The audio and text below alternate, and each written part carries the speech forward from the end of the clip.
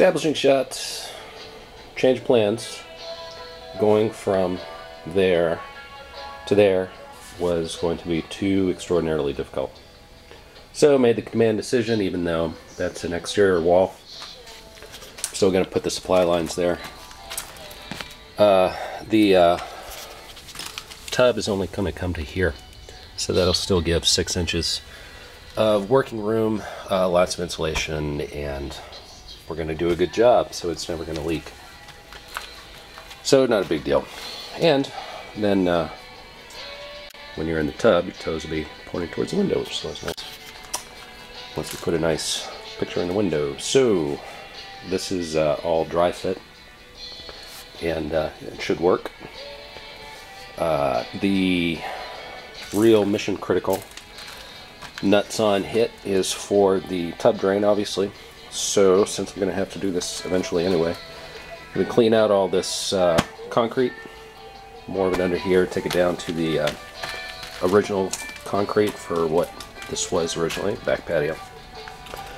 And it's got, because it was a back patio, it slopes towards the outside, about an inch over 5 feet. So that means that I'm going to have to level the floor across this whole space, but right now I'm just going to concern myself, because it might not be a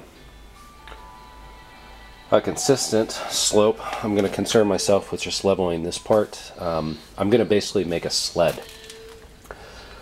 Flat piece of thick plywood with rails underneath matching the slope to make the plywood level.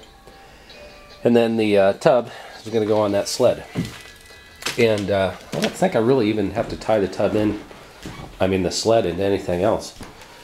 The tub's got these fiberglass rails for leveling, and so the rails are on top of the sled is on top of concrete, and it's all enclosed by 3 walls and a apron. I don't really see it moving, so I'll probably do that, just leave it sitting there.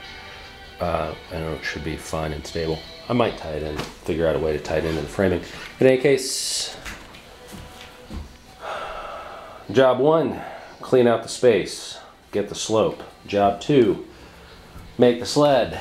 Job 3, dry fit the tub to get exact marks of where the tub drain wants to go. Then job 5, glue together the pipes. Then job 6, recheck the tub fit. Then job 7, fill with rubble and some concrete to stabilize everything. And then job 8, frame the floor with shaved off joists. Wow, that's a lot of work for today. Better get to it.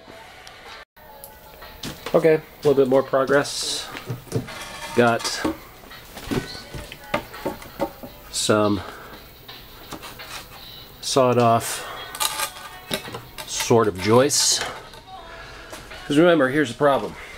This used to be a back porch. So that means that it slopes away from what used to be the door to the back porch. You can tell this used to be an exterior wall because it's got this 1948 something that was the underlayment for brick. So, tub has to be level. Floor is not. What do? There's 2 things you could do. The first is pour concrete, especially that quick mix stuff that levels floors, but that's, first of all, $80 for a 40-pound bag, and second of all, it would be a huge pain in the ass to keep it from going all over the place. So, second option, make some joists.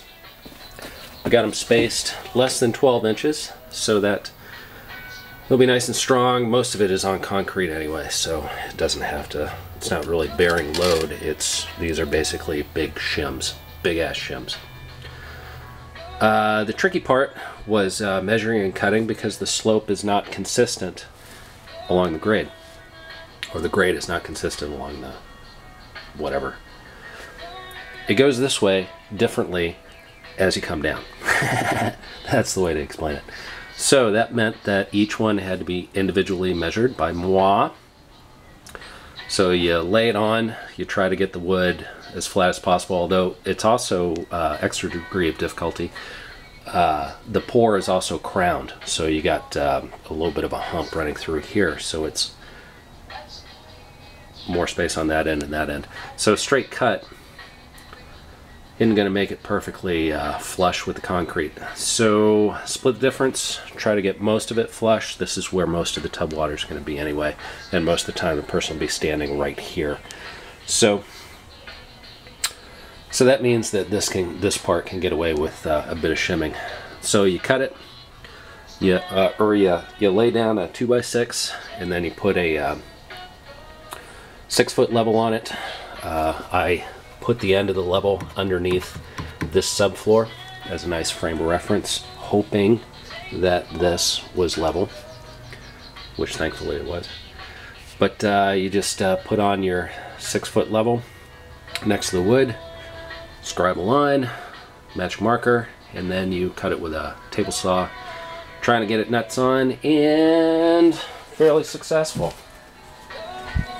Had to do some shimming over here, but after the shimming, pretty good. Pretty good. Little bit of a back slope, but not a big deal. And the most important thing is that this slope is nice and level. Again, just a teeny bit off, but not a big deal. So again, to get them all up to level with each other, and also to get them nice and tight on the floor, had to do a little bit of shimming, sometimes quite a bit of shimming on the back.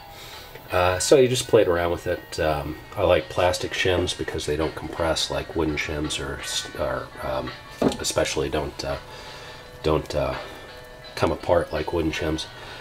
Then hit them with some 16 gauge nails just to hold them in place. And as a Fricke Enterprises thinking ahead bonus, think about it, kids.